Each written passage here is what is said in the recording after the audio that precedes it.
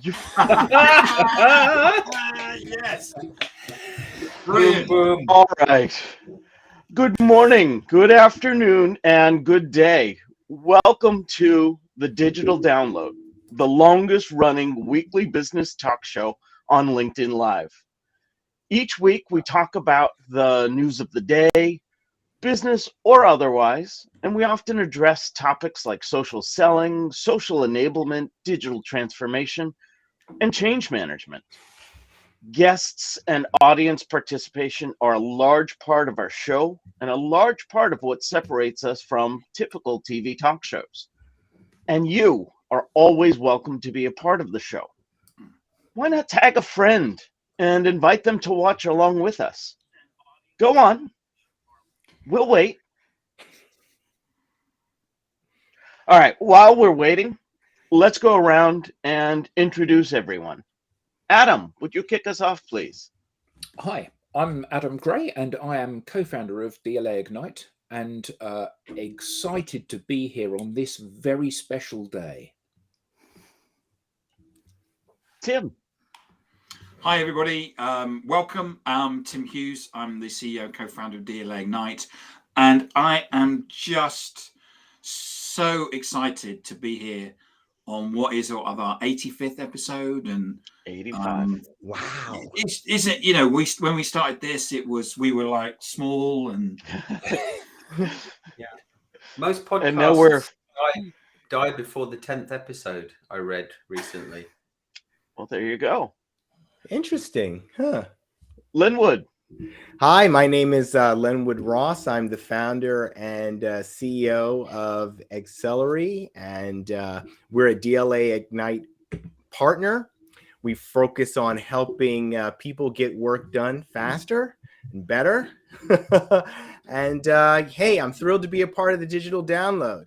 I haven't been here for every episode, but I have been here since the beginning. There you go. Alex. Hello, all. Alex Abbott, founder of Sapiro. We're a B2B sales consultancy, and I am very happy. I'm a happy DLA partner on this happy birthday episode. There we go. And you look a Tracy. bit like Caesar. Yeah, I was thinking that. Yeah, I wasn't sure whether we had to go A or Caesar. We found this birthday balloon. It says happy 60th birthday, and I just wondered. Oh, if well. no one's made that milestone yet on this call, have they? no, but No. we could have had an 85th birthday for the show, couldn't we? Right. A missed opportunity. And Tracy. Hey everybody, I'm Tracy Borison, founder of TLB Coaching and Events, where we're all about optimizing the humans behind your sales and marketing processes. And I thought I had done some awesome decorations until Alex and Linwood came on the show. Now this doesn't look like it's trying very hard. Oh, it's great. Anything that celebrates. And myself, I'm Rob Durant. I'm the founder of Flywheel Results. We provide support to tech startups in terms of staffing, training, and consulting solutions. And I am also a proud DLA Ignite partner. Oh, me too. I'm also a proud DLA. Yes, yes. So we are now well into our third season. And as mentioned, this is our 85th episode. We wanted to take today to celebrate our status as the longest running weekly business talk show on LinkedIn Live. Yay. Now, first, as Simon Sinek says, let's start with why. Why did we start this? DLA Ignite and its proud partner organizations have always tried to lead the way for companies to learn about social selling, digital transformation, and social enablement. As part of that leadership, we believe it is important for us to understand the tools and techniques. A former colleague and one of the driving forces behind the Digital Download's early days, Eric Doyle, put it best when he said, let me get this right. All right, so a book. Yes, right from the book. It's in print. Live streaming is a way to connect with an audience directly. It allows audiences to interact directly. It could be a place where people can feel they belong. It could be a place where people can feel safe to express themselves. It could be a place where people can really see and understand other people. It could mean a new way to network. Page 71, if you're following along at home, in Social Selling, Techniques to Influence Buyers and Changemakers, Where can you get a second copy of that? edition. All of your better booksellers have this, as well as Amazon.com. And I've heard of the author before as well. Oh yeah, All right, yeah. End of shameless plug. So when Clubhouse launched, we thought it would be good for us to experience and experiment with social audio. It was a great experience until it wasn't. But we learned a lot, both good and bad, about building an audience and building community in the process. Soon after, some on our team were granted access to this new thing, LinkedIn Live, a social video platform. Our first video streamed to LinkedIn Live was a Clubhouse after show, follow-up on April 16th, 2021. We called it Social Selling and Influence on Clubhouse. Are we multi-channel? Just like the name of the Clubhouse event that preceded it. The following week, we did another Clubhouse after show based on the Clubhouse event. With so many social networks already, how do you decide if you should join the latest one? But then on Friday, April 30th, 2021, we broke from the Clubhouse after show model and had a panel discussion on LinkedIn Live. It was our review of Gartner's latest research, and we called it Elevate the Role of B2B Marketing in Account Growth, after the name of the Gartner document that we were talking about. This event was posted to Tim's YouTube channel the following week, Tuesday, May the 4th. And this is considered the first episode of the Digital Download. Now, initial shows had panelists scour the internet, well, mostly just LinkedIn, for posts that we thought were interesting. We would share the post with the audience and go around the panel discussing things we thought made them interesting. As the show evolved, we started putting themes to our shows. The content we would bring would center around a given topic. And what better way to learn about a topic than to learn from a subject matter expert? We started inviting guests to the show, and each was an expert in their given field. That's when the conversations really flourished. Today, we want to highlight some of the various things that have stood out to us. So each of us will go around and share with the audience highlights of different episodes, highlights of different topics, highlights of different guests.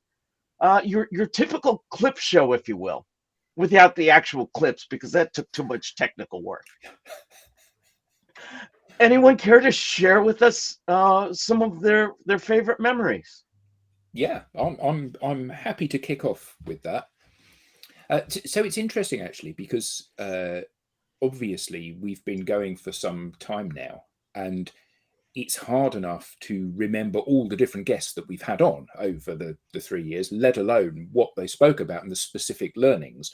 But I think it's fair to say that every single show, I certainly have learned something from someone, whether it was a topic that I was fascinated by or a topic that I became fascinated by as a result of the guest that came on. So there are a few, and I know that some of you are going to talk about some of the guests that I don't mention here. So key things for me were Orlando Mercado, who spoke about the power of data to make faster, better decisions, what's working and what isn't in the world of data. Scott Russell, who basically came on and gave an inspirational talk about entrepreneurship and how you can use the wealth that your business creates for good. I love the talk from Leah Schmidt, who came on and used her own description of herself. She said, "I'm a cross between a psychologist and a priest," talking about how to be more creative and how you can empower yourself to do stuff. And going back and watching all of these different episodes, I've revisited them and I've re-energized my excitement by what was being spoken for. But for me, the one that I enjoyed the most, and the one I think that I've actually used the most, was when we had Dr. Hazel Harrison come on. So she spoke about the fact that in order to be happy, a good starting point for that is to have a wellness and happiness model. And she uses a wellness and happiness model that was developed by a guy called Marty Seligman. It's the PERMA model for happiness and well-being. PERMA, P-E-R-M-A. P, positive emotion. Things that feel nice, such as joy, awe, love, hope, serenity. That this is something that we need to practice every day. Engagement, how we apply our attention, whether we are thinking about the present or reliving the past or thinking about the future, but being there in the moment mostly so that we can fully enjoy the experience that we're having. R, for relationships. The biggest predictor, apparently, of our long-term mental health and happiness is, do we have good relationships with people? Now, the interesting thing that she said was that we don't need loads of relationships. If you have one person that you're really close to, that's good. If you have more than one, that's good as well. But you need to have somebody that you can really rely on and somebody that you can lean on in times of trouble. M, meaning. The sense of why you get out of bed in the morning, your sense of purpose. What is it all for? Why are you doing this stuff? Why have you chosen this career? What motivates you and drives you on? And then lastly, achievement. We all need to get a sense of accomplishment. And another interesting thing that she said in her talk was that if we don't have any challenges in our lives, this often makes it quite difficult for us to be fulfilled. People that are extremely rich or extremely successful that kind of opt out of challenges and development and doing things often become deeply unhappy. They become like an adult baby, sucking on a bottle and never getting out of bed because there's nothing for them to do. So that sense of accomplishment, we all need to feel that we've done something or learned something or achieved something, if not every day, then fairly frequently. So that's something that I try to live by since she came on and explained that to us. So PERMA, P-E-R-M-A. So that's my key takeaway and the thing that I've most benefited from, I think, during the course of the show. That was one of the episodes that really stood out to me as well. But actually, it was for something completely different. Right. We talk a lot about audience and community, and as the show has evolved, I believe our understanding of that has evolved as well. But even early on, to me, that showed what kind of community we have here, because during that show, we had one audience member reach out and ask for help. It was clear that there was some type of mental health crisis at play. Immediately, we had panelists and audience members responding and providing the support that they were seeking. That's not what you get when you have audience, but that's absolutely what you can hope for when you have community.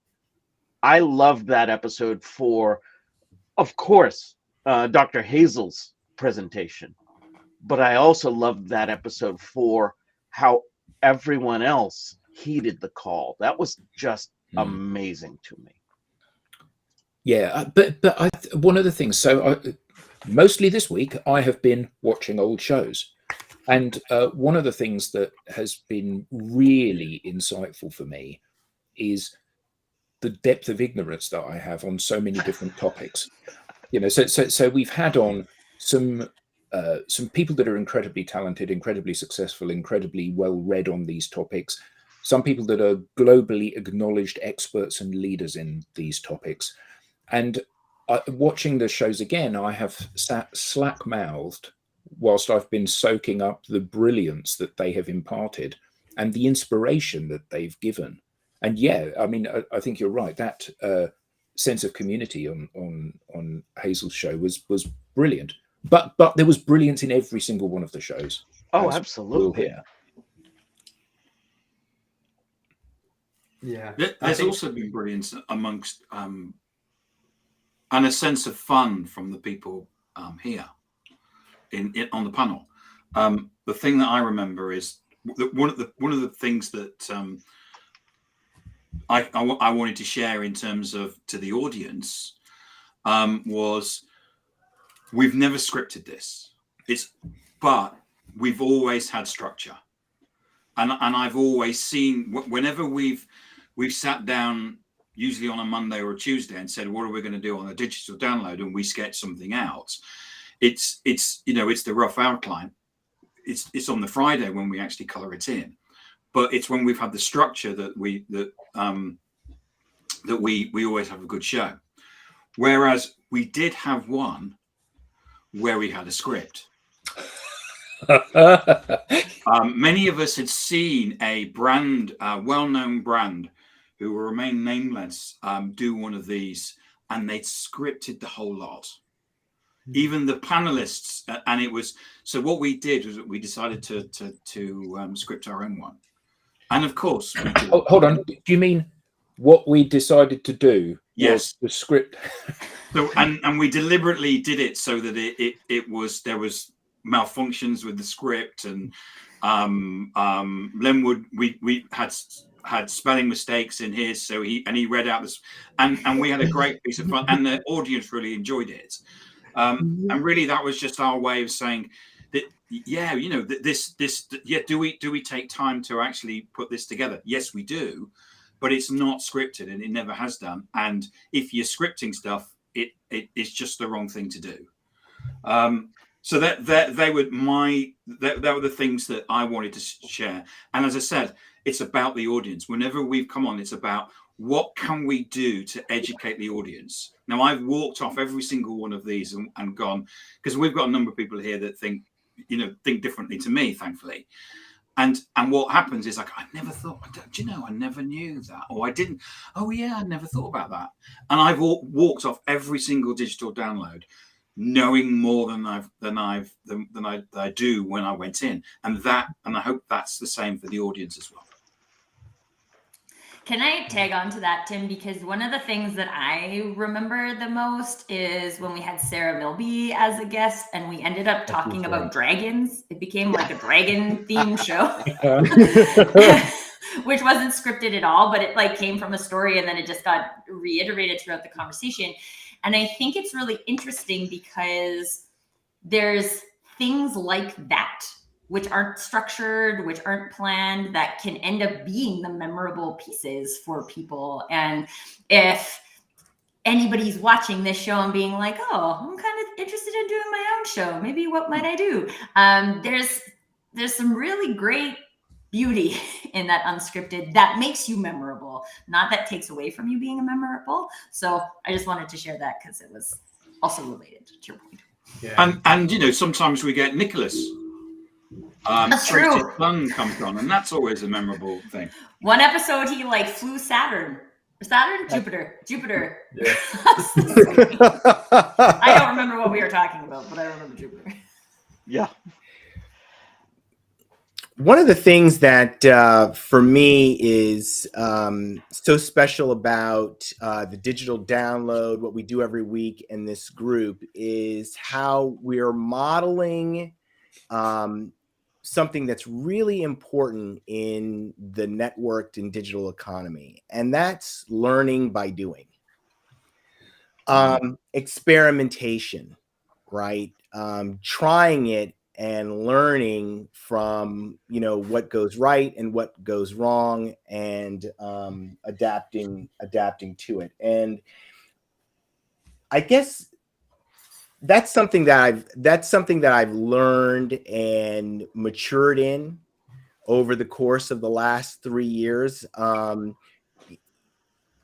I think it's really important that more organizations start to embrace that type of experimentation. It's just so critically important. The other thing that has really struck me over the last 3 years is how slow people have been to adopting this new way of working. You know, one of the things that our organization focuses on is how to help people to thrive in the like digital age. Like, how is it different? How do we need to operate differently than we were operating in the past? And it's remarkable to me, you know, I think Warren Buffett, at least he's credited with having said, you know, you're a combination of the 5 people who were closest to you. I don't know if he actually said it, but he's certainly credited with having said it.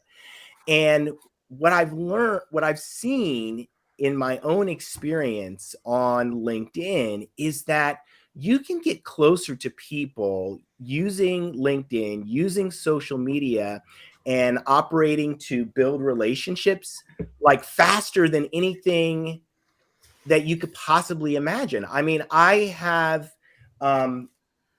spoken to people and learned from people that I never would have had. Forget about having access to them. I wouldn't have even known about them if it wasn't for using this platform in a certain way. And it's just dumbfounding to me how, you know, we've been doing this for 3 years, and it's just remarkable to me how misunderstood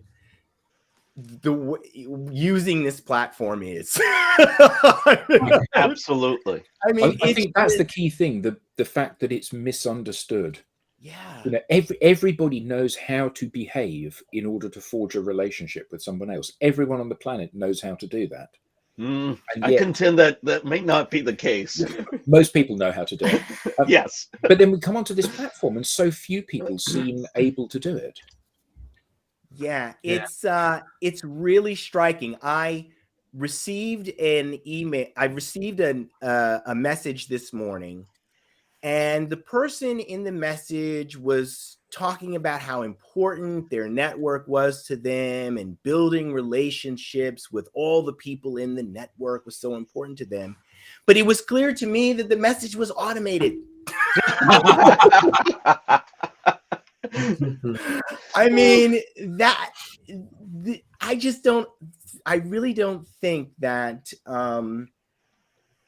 well, I know that's the disconnect between an automated message and the sentiment in the message just destroys any possibility of me taking the message seriously.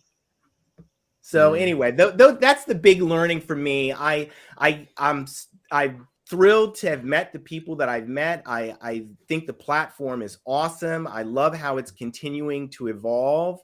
And I just hope more people use the platform and LinkedIn Live in particular to take their ecosystem, customers, partners, employees on a journey.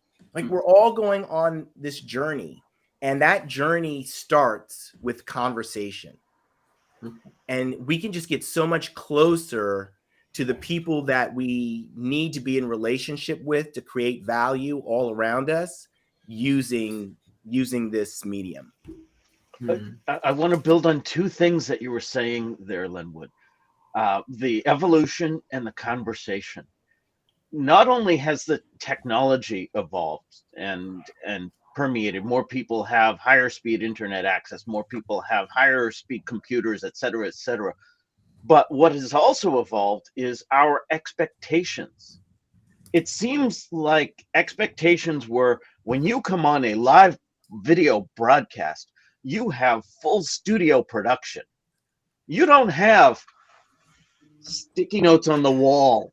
You don't have your cat walking across your screen, et cetera, except that now that we have all been broadcasting from our homes, working from our homes, you do. You have the real world, and everyone simply accepts that. That's the evolution that I think many people have yet to embrace. And then the critical part is that conversation. It no longer matters the production quality, it matters the content quality. What are you talking about? What do you have to say? What are you hearing? Are you listening? Are you engaging? I've had so much fun learning from so many different people just because I've shown up and tried to become a part of the conversation. So I love the juxtaposition of those two things that you brought up. Yeah, we got to be learning every day. Sorry, that's it. We got to be learning every day, and you can learn so much. Quick question to everybody. Quick question. What exam did you pass to come on here? Well, I had to. You didn't. No, You just turned up. Just And you yourself, aren't you? Yeah. It's so it's so amazing. I don't know. I don't want to monopolize the conversation. But I think this is an important point about conversations and live shows and things like that, is that when you have a group of people, and like we have guests weekly too, right? Different guests with different personalities, and it's just people showing up, having a conversation. And some people are experts in, like last week we talked about community. I have a community. I know more about that. The week before we talked about AI, which I know very little about, and I was very much a student. And it's not about each person showing up as an expert every day in the topic of the day, but it's about sharing your expertise when you have it and learning when you're curious. And I think these are things in the human experience that are really rewarding for people. And when you have a space where you can come and be yourself and literally be like, I know absolutely nothing about this. Let's go. Yeah, exactly. It's fun. It's that curiosity that you bring that increases the value. I mean, if we have a subject matter expert on talking about AI and you have no idea, but you're really curious and you ask some good questions, it's the same kinds of questions that many in the audience wanted to hear as well. And it really facilitates the conversation. Mm. Yeah. And you're learning. If you're learning, you're growing. I love the fact that that people are coming on the show. This is us and the guests to help and to educate and to share, not to pitch. You know, there's nothing attractive about being pitched at. There's something very attractive about sitting there and soaking up all of these ideas and these concepts that you were unaware of prior to that moment. And I love the fact that everybody that's come on has been utterly selfless and so generous with sharing their expertise and knowledge with anyone that cares to tune in. And, you know, whether we're talking about how to develop a brand, how to be more confident, how to use data, how to be an entrepreneur, how to sell, whatever it is, people have come and brought their very best ideas and put them out there for people to benefit from. And they've done it in the chat as well, because sometimes with specific topics, we attract other subject matter experts and they share their expertise as well. And that is awesome. And I think that the beauty of this, and Robert said, ha, ha, ha, in quotes, experts. And I think that's a really good point. You know, he is an expert in his field. I think that one of the beauties of this is that when you are just learning something, you need to make sure that the tutor is one step ahead. The key thing is it somebody that you can relate to and you can believe and you can trust? And the beauty of a relaxed kind of format and people being generous is that you can make that determination quite quickly. You know, here's somebody that I don't like, here's somebody that I do like. That's the person that I'm drawn to. And for this part of the journey, that's therefore the right person for me to be drawn to. And I just love that this is a melting pot for all of those people and those ways of doing things to come to the fore. Yeah, I think we're in a fortuitous position though, because before the download, before the experience that I've had with all of you, I felt like I was very much in the rat race, working hard in the hamster wheel, and I think many people feel the same way. And in the corporate world, or maybe not in the corporate world, they're just running to the next thing. And what the digital download and what DLA has helped me understand is everything that you're just talking about. There is, if you take a breath and take the time to open your mind and learn more, and be in the moment, be present. You know, I felt my own mind open up more to a lot more things as a result of doing that, and therefore feel better in myself. Therefore feel involved in conversations like this. You know, if I think back to the first download I joined, I was thinking, oh my God, what do I talk about? When shall I say something? and now But I think that's a really important point, isn't it? You know, we're all breaking new paths here. And I think that for each of us, that, you know, we do regular shows of one form or another, be they audio shows or live streams like this or recorded videos. And I think all of us, if we look back at the first one we did, we'd be horrified now. You know, we go, oh my God, I can't believe that I was that bad. And actually, I think that the key thing about all of this digital world is that you have to jump in with both feet. And really interesting comment here from Amy. The never-ending "let me help you grow your audience" connection request with less followers than you pitch. Please tell me how that works. But it isn't just the "let me help you grow your audience" when I've got 4 followers. It's the "let me help you show you how to create content" when I haven't published anything for 3 years, or "let me show you how to engage with people," or "let me show you how to grow your business" when I'm having to walk to the office rather than drive to the office, or, you know, whatever the metaphor is that you choose to use.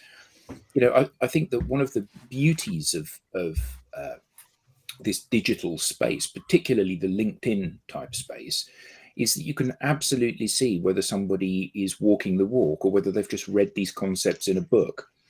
You know, so if you claim to be an expert at something, that should be evidenced by all of your behaviors. And it enables you to weed out the real experts and the pretenders to the throne really quickly, doesn't it? Yeah. I always love the person that will teach you to be a LinkedIn expert who isn't a LinkedIn expert. I don't get how does that person make a living? Maybe Well, it's the right There's now lots they're of selling- gullible people, Tim. Yeah. It obviously is. It obviously is. Yeah.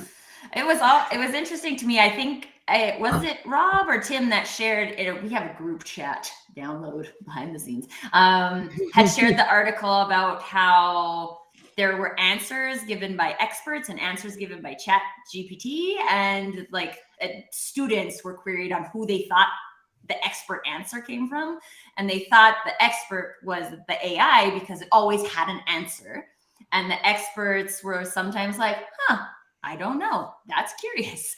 And I always think that is one of the things I think about this show is like, that's how people show up as experts on this show, right? Like there's a new thought and then they get curious about it and you can learn and grow versus having the same answer every time. Like if you come, if you're a regular, you know this, but if you're new to the show, if you come, you're not going to hear the same thing every show. You're going to hear something different, even if it's 2 shows on community or 2 shows on AI. There's always new thoughts, new ideas, new questions. And I think Rob had asked a question about how do we change the knowledge of the masses. I think this is an activity that people need to get involved in, right? Like people have to want to come and challenge their own perspectives. And Tracy, it's Robert. What did I say? Rob. Oh, It's Robert. Robert. Sorry, Robert. I'm okay with being corrected because I want to get it right. Robert said, anyway, changing the knowledge of the masses. I think the masses have to want to participate, right? Because there's always places you can come. And if there are growth mindsets and people asking questions about things that make you uncomfortable, the easy thing to do is just, let's go watch cat videos on YouTube because those aren't changing my perspective. Right? Let's all head over to cat videos. Well, you know, it's interesting because I think there's a tendency among people when something is unfamiliar to say those people know and I don't. And so I really don't have anything to contribute, or I really don't have anything to share. And I can remember being in corporate America and having the realization that the executives or more senior people really didn't have any answers. That they were just figuring it out. And I always had this impression like, they had the answers and I didn't have the answers, and I kind of needed to. But then once I realized that they didn't have any answers, then I realized that I could participate and offer, what I had, whatever that is, to the conversation, and maybe change a perspective, or, just by sharing, my viewpoint. So I say all that to say, we're all on a journey. Everybody's on a journey. And when we put down the mask of pretending that we know or somebody else knows, and we really just get in there and say, it's okay to not have all the answers. It's okay to, be afraid. It's okay. Those are totally normal things to be. And when we're pretending that we know and pretending we have all the answers, that pretense is the problem. And I think that's really holding so many people back from, it is like a fixed mindset, growth mindset kind of thing, like when you try it, even if you kind of fall or you kind of fail, hey, that's okay. There's another digital download next Friday. Jensen's got a little friend. Look. Oh, look at there. Yeah, he's challenging the cat videos theory. Yeah, it's dog versus cat. I vote dogs. Just so everybody knows.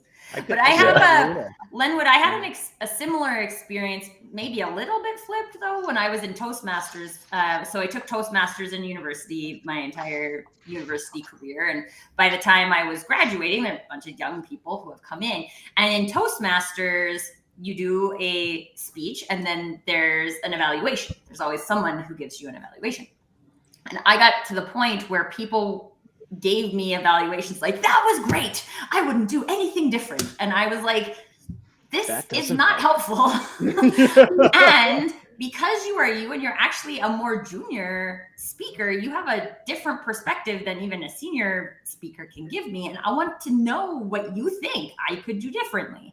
And it was interesting because although I tried to create the space for people to at least know that that's how I felt about evaluations, there was still this kind of self-confidence piece that people have to bring to the table to say, you know what, maybe I don't know everything. I'm not pretending to be an expert, but I am curious. I am paying attention. I do have a different perspective. And maybe there's a question I can ask that will move the entire conversation forward.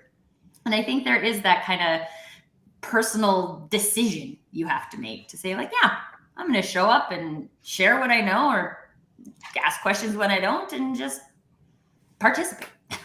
Yeah, yeah. When you have that, particularly on social media, and one of the things that Adam and Tim really helped with in terms of, these guys are the innovators, right? And so they've helped all of us to develop and grow. And, it's just that putting that, the first article that I wrote, it's kind of funny. The first article that I wrote, published on LinkedIn, there were 2 likes on that article, me and my assistant. Nice. And it was okay. I'm still here. And 80 some articles later, many more people have read them and liked them and provided comments. So, it's just, I do think there is this element of, getting out there and not, just overcoming that fear of failure, that fear of rejection. That was something early on that was really challenging for me, that fear of rejection. Those are real things that people need to address as they're going through this journey. But it's really important to be able to address them, because how we meet people and build relationships has changed. Yeah. And we've got to be able to get out there, because all of this is just getting so much faster.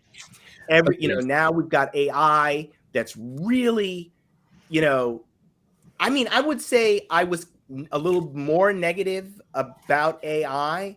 And then yesterday I had an AI experience that was like, oh, like this is the best thing ever. Like it transformed my thinking about AI and how AI might be able to help me. So I'm just saying, like, all this new technology, all this stuff, it's just advancing forward. And if you're not getting out there and trying something, you're getting farther and farther behind, and that's just not good. Yeah. I think the trying thing is the key thing here. So people become paralyzed by fear, don't they? And they think that I've never written an article before. When I write this article, everybody will leap in and tear me to pieces, and I'll be ridiculed, and I'll never be able to write another article again. But we know from experience that actually to have people read your article, that's the challenge. So the first article you write, it doesn't matter how bad it is, nobody's going to read it. Or the third, or the fifth, or like the first show you do. But like the first show you do, no one's going to come to it. So actually, it doesn't matter how bad you are, it isn't going to do any damage. And it's going through that learning, and you can practice alone in your bedroom with a microphone, but there's no substitute for actually going live and trying it. There's no substitute for connecting to somebody you don't know. There's no substitute for joining a conversation that's going on. And the only way that you get to that is by simply doing it. Yeah. So on that topic, Adam, I was just going to say, with the whole kind of fear of posting, I think you could look at fear in two ways. You can, and I kind of use it as an acronym that I've kind of like to coined myself, but it's not mine, right? It's, you can face everything and run, or you can actually face everything and rise. So if you write that out, it's exactly the same using the letters, but it's just it's your choice, really. It's up to you to run away from your fear, or it's up to you to rise and face it head on. That's beautiful. Yeah. Very great. Awesome. I think it's safe to say you did coin that. You were the first. We're all going to give you credit for it. Remember where you heard it first. There we go. The digital. A great man once said. So some highlights for me include when we invite guests on the show. I've had some conversations with people in my network and then thought, wow, you have a really interesting perspective. If I'm learning, the digital download regulars would enjoy learning it too.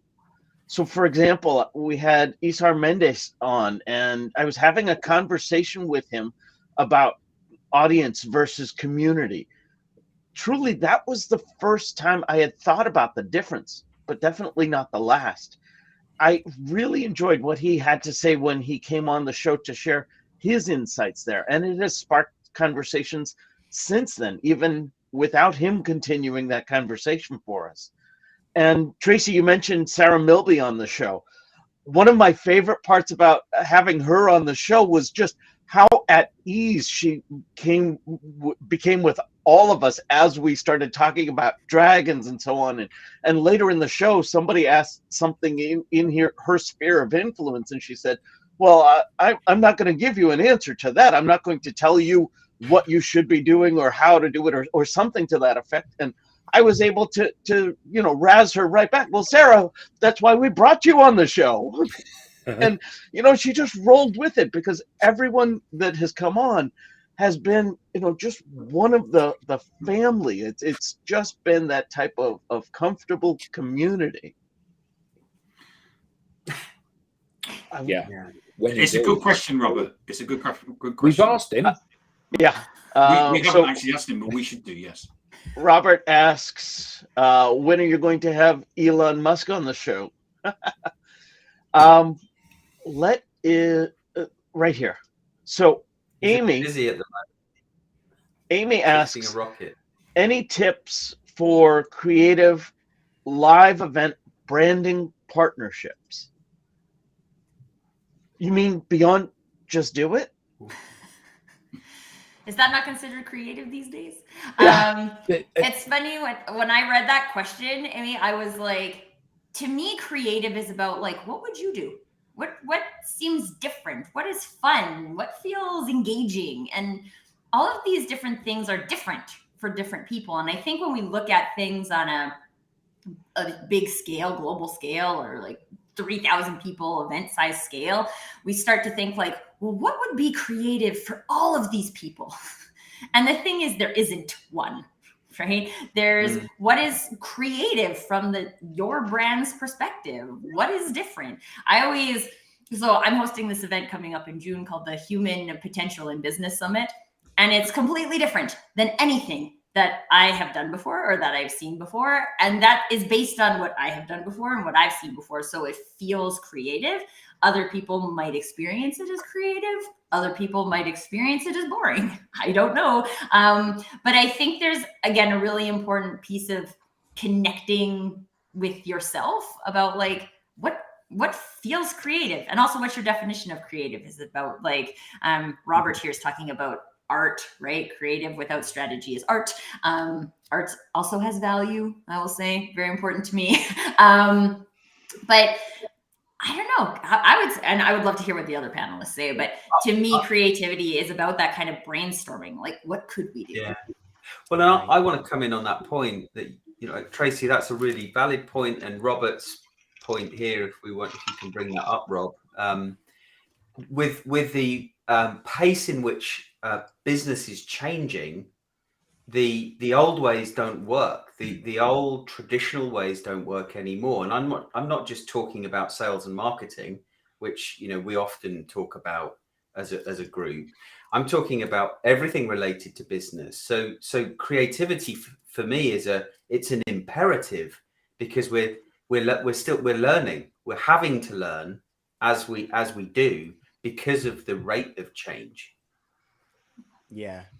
And I think one of the other things we did an episode on humor in business. And I think there's a kind of connection here, right? So if you're thinking like, okay, I want to be creative with this. Well, why? Is there a reason why you want to be creative? This is the conversation we had in the humor episode. Is that like, what's the point of using humor? Are you doing it because you think you have to? Someone thinks I have to be creative. Someone thinks I have to be humorous, and therefore I'm going to try and do it. Or is it an expression of you and your brand partnerships? Yeah. Isn't the other thing with a live event, whether or not that's face-to-face or virtual like this, that you have a starting point and you have a direction of travel, but you don't have a destination? Because actually the whole point of having an unscripted show is that it unfolds based on what people in the ecosystem are saying, and because we haven't rehearsed this. You say something, Tracy, and Alex says, no, actually, I don't agree with that. And Lenwood says, no, she's right, because, and actually it is that debate, which is exactly the debate that people across the world are having. And anyone that plugs into this sees both sides of the conversation. And the comments that we have, in the comments, are driving the things that we talk about. And we know that we're talking about, the starting point is what's happened over the last 3 years. The end point is who knows, but we know it's that direction, and we're marching proudly towards it. And I think that's the point. And it requires a certain degree of bravery to let go of the reins and just coast downhill with the stuff. But surely that's where the value is, isn't it? Nobody wants to be stuck in a sitcom that doesn't make them laugh. So change it as you go. The Simpsons would be the best example of that. Each show begins with one storyline and they exhaust that, and then they move on to a completely different storyline halfway through the show because they've run out of creative ideas for the first one. And that's what is the brilliance of that show. So Amy, go ahead, Tim. I was going to say, I just want to, in page 71, to go on about this book here, Eric Doyle bear with me. You'll enjoy it. What Eric Doyle says, and I think this is something that's a fundamental should be part of any podcast or live stream. And he talks about do something unique, funitize, not monetize. We always make sure that we never pitch on when we come on and we do this. We're not ever selling. Create a digital space where professional people can relax and have fun. We have a psychological safe space where each of us can disagree with each other, but we can still remain friends. And in fact, disagreeing with each other is encouraged because that's often the way that we learn. Create a community of support and togetherness. And that's what we've been trying to do with the audience. And many of us have connected with the people in the audience, and the audience connect with each other. And quite often we'll have a discussion going on in the audience. And the final point is what Eric says is make it all about the audience, not the presenters. Mm-hmm. And I think that's a really powerful. And if you don't have the book, it's social. Anyway, sorry. So just to build on that a little bit, Amy, I was having a conversation with somebody over the weekend about this very thing. So my glib answer of just do it, well, probably not enough. But the other thing that I would say, and I believe it aligns with what Tim was just reading, is an event like this, a broadcast or so on, this is what I would refer to as planting season, not harvest season. If you're coming here to sell, you're going to fail. If you're coming here to share with like-minded people, an audience of whatever aligns to the branding, then you're going to have some people who raise their hand and say, yes, I want more of that, and join in and participate and grow. And that's what community does. This is not a pitch, because we realized early on, if we came on here and pitched every week, then like most podcasts that don't last 10 episodes, neither would we. So instead, we use this as an opportunity to expand our own ideas. And it's just vaguely centered around a topic or two. But mostly it's whatever is interesting to us that given week. Yeah. So a couple of comments in the chat, Robert, to catch up with. Look, What about the one that says I won the internet That was too today? fast. I didn't have a chance to read it. and here's Phil's launched his own podcast. Brilliant. Well done. Thank you, Phil, for telling us that. I'd like to talk a little bit about this idea of creativity and the purpose of creativity, and what Robert talked about in terms of strategy versus art, right? So if you think, well, I don't want to get into that. I'll go off too far on a tangent. Here's what I'll say.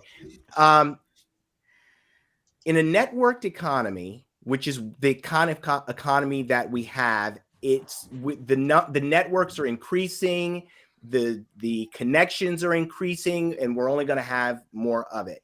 Relationships are absolutely critical. And the creativity is about differentiation. Being creative helps you to differentiate. And if you want to take this from a business perspective, what you need to do is bring your customers and your partners and your employees through a journey that begins with a conversation and ends with them feeling closer to you and enabled by you. And community is like halfway in between. And when we're building a community, we're actually not thinking about the people who are participating as an audience. The participation is what makes it a community. So, I think there's like a misunderstanding, I will say generally, about what engagement is all about. And, that's why you see so many people come onto LinkedIn and they want to monetize an interaction, but it's not about the interaction. It's about starting with a conversation and moving the partner, customer, employee from conversation to participation to enablement. Those are three different levels of engagement. And when we're partnered with someone, when we're making something with someone, that's as close as we can get. That we're going to be building trust, we're going to be doing something together, and we're going to feel better about each other after we've created that thing. But surely going viral is going to make us millionaires, right? Surely. So my favorite guests were Brent Adamson. I mean, Oh, That was yeah. a good one. going back to what Adam said about selflessness, you know, he said, he came on and said, you can ask me anything about Challenger, you can ask me about anything about what I'm doing now, you can ask me anything about the research we did at CEB or Gartner, and we went into a lot of detail, and we could have stayed on there for more than an hour. I mean, we ran, in the end we ran out of time. Simon Kemp. Yeah, Simon was awesome. So Simon, if you don't know, for the audience, Simon creates this research. It's become the research on social media. If you don't follow him on LinkedIn, you should do. And he comes out every quarter and he dissects all the different bits of data and comes up with insight and conclusions. He came on and he talked about all kinds of different things that are going on, like the difference between search and the difference between discovery. Because he'd recently come out with some research that shows that now most people under the age of 30 use social media to search rather than actually go into search engines. And this was actually before all of the stuff about ChatGPT. So, you know, he was a guest of mine. And the final one was 11 months ago. Patrick Joyner joined us from the Institute of Sales Professionals, where we launched a certificate that we got from the Institute of Sales Professionals. So those are the three highlights for me. Plus, we joined a special club. It was last week, wasn't it? We joined a special club, which was we got trolled. Yes. That's right. I wrote that down, actually. I mean, if you're going to put yourself out there, eventually you're going to get trolled, right? Well, yeah, you know, we may not have gone viral, but we did get trolled, so that's a tick, isn't it? Yeah. That Simon Kemp episode where he talked about discovery, that was a significant aha moment, because when you're active on social media, you're going to discover a lot of things. And I think that if more executives understood the discovery that happens on social media, they would encourage a lot more, because that's one of the things that Steve Jobs talked about in terms of why they created the Office and why they put things together, because they wanted people to bump into each other and have conversations and discover something. For those that may not have heard it, so when we use search, what we do is that we go to search for an answer. So it is, give me the top 10 Italian restaurants in London. And the problem is that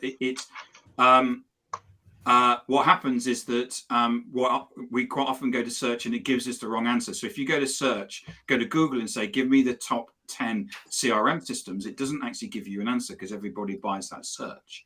But what we do is that we go to social media without necessarily understanding the question that we want to ask. In fact, and that's where we're doing the discovery. All right. We are at the top of the hour. You go, Rob. So I wanted to thank everyone again for being active participants. Thank you to our audience. Thank you to the panelists.